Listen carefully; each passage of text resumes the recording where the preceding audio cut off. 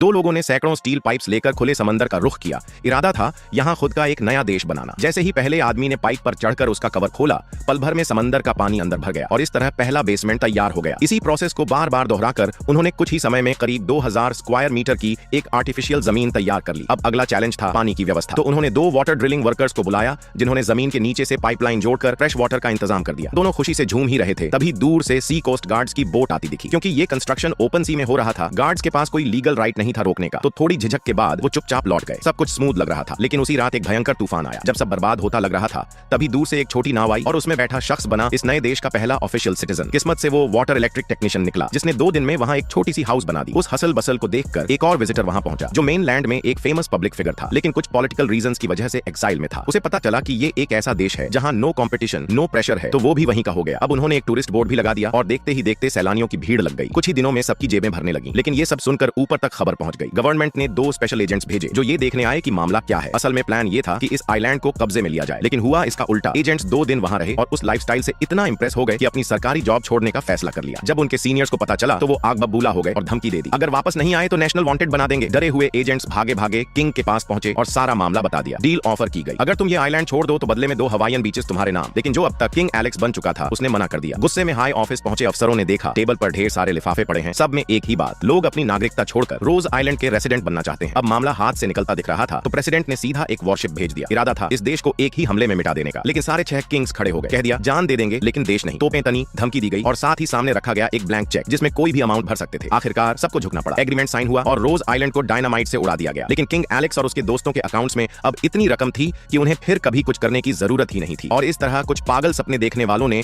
इतिहास बना दिया, समंदर के बीच अपना देश बसाकर।